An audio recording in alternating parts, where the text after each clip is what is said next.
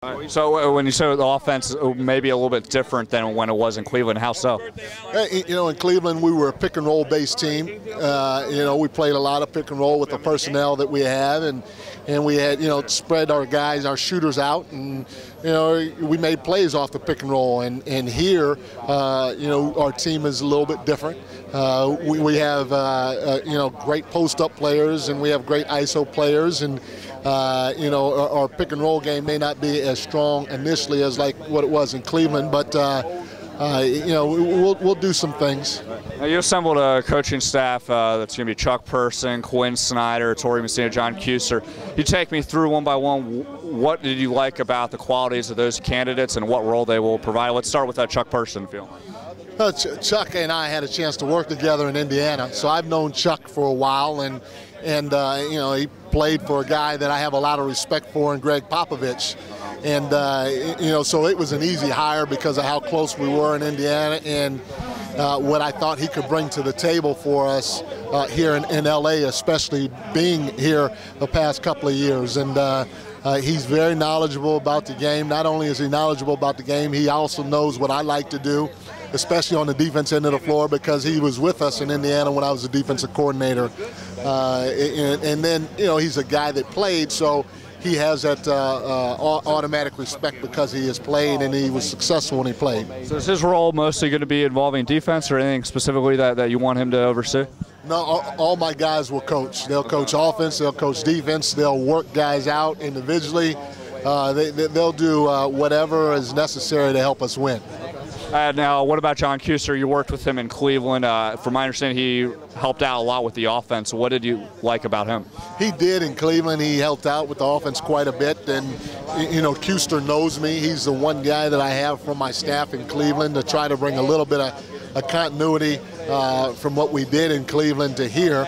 But he's a guy, again, that will coach both sides of the ball. Obviously, he has a feel of how I like practice structured offensively, and so he'll help me structure practice offensively, and even how we like to structure our preparation going into games. He'll help in that area on the offense end of the floor, but he's a bright mind that's been around the game of basketball a very long time with a lot of different teams and a lot of good coaches. He was part of an NBA championship team as an assistant in 2004 with the Detroit Pistons, working for Larry Brown. So he's going to be a big influence on what we do on both ends.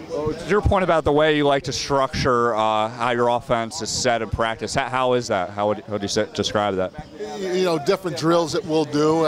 He knows exactly what language I'm talking when I say, hey, during this slot we're going to do this particular thing. He'll have a feel for it because he's been through it already one time. So the structure of what we do practice-wise is going to be very familiar for him, which in turn he'll make it familiar with everybody else. And Quinn Snyder, what have you liked about him, and what do you envision him as far as his role is concerned? Well, Quinn is a guy that obviously was a head coach on the collegiate level at a very good school, basketball school. So he coached a lot of pros in the past, but what I liked about him is he spent time the last few years, not this past year, but the few years before that, in the Spurs organization. Now, he worked for their D-League, but the Spurs are very close with their D-League team, and Quinn was at every training camp and every meeting and so on and so forth. So he's learned a lot under Pop and those guys as of what they've done recently, and bringing that as well as his past year experience that he had in Philadelphia, for me, was a positive. He's a young, hungry guy that can be very good in this league. Do you see yourself having to be almost a neutral peacemaker with the fact that Mitch is a North Carolina alum, Coach Cueser is as well, and now Coach Snyder's from Duke? What's going to happen with that? No, you know what? This is a tough thing about it. I'm waiting for Quinn to, try to sue Mitch and throw John's name in there too, because in order for Quinn to get hired, he had to run around the gym 20 times frontwards, 5 times backwards in Carolina blue shorts and nothing else, singing the Carolina fight song. And, it's embarrassing to say that he did do it. But he was willing to do it. He did do it, and I know it's going to be heartbreaking news for all you Dukies out there, but Quinn sold his soul to the Tar Heels just to get a job in the NBA. Wow. So, that spoke a lot about his dedication and want for the job. He definitely took one for the job in that case. Oh, yes, yeah. Okay, and lastly, Ettore Messina. I think I talked with Mitch earlier. He actually said that he was the Phil Jackson of Europe. He's had a lot of great experience over there. What have you liked about him, and what role do you see him providing?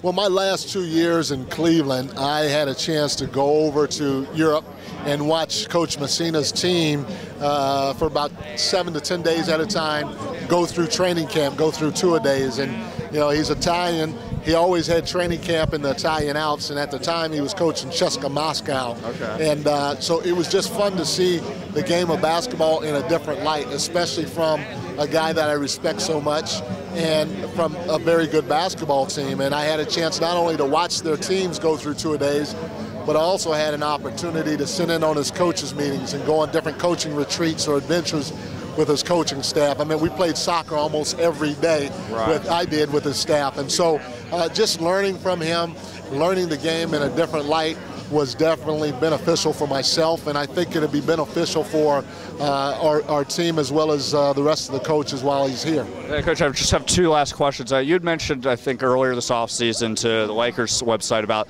possibly adding some zone defense within the wrinkles of the defensive system. In what instances do you plan on doing that? What do you think that does for this team, for the defensive system that you want to implement? I tell you what, I have never really been a huge advocate of zone. When I was in Indiana a few years back as a defensive coordinator, we ran zone every once in a while, and I think what it can do, because teams don't practice against it a lot because not many people do it, and what it can do is it can bring a team to a halt from time to time or get them guessing a little bit. And you like that when you're able to mix up a defense every once in a while. I am not a huge advocate because I don't think you rebound well out of it. I don't think you do some other things well out of it. But again, like I said, it was used successfully by the Dallas Mavericks in their run. It was used successfully in the past by the Spurs. I thought it was successful from time to time when I used it in Indiana.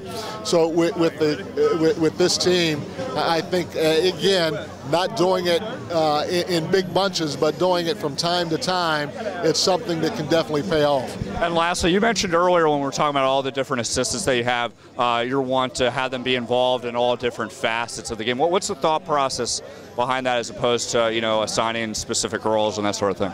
Well, with me and my staff being new, and especially, having only one guy having worked with me in the past, I feel like our guys need to hear my voice quite a bit. And so I'll lead the charge in a lot of areas on both ends of the floor.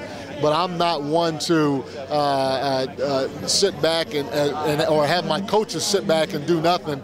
They got to get out there and work. And with them getting out there and work, I don't care what side of the ball we're on. I don't care what we're teaching at that particular time. They're all coaches. None of them are specialists. They can all coach both ends of the floor, and so that's what they will do at any given time.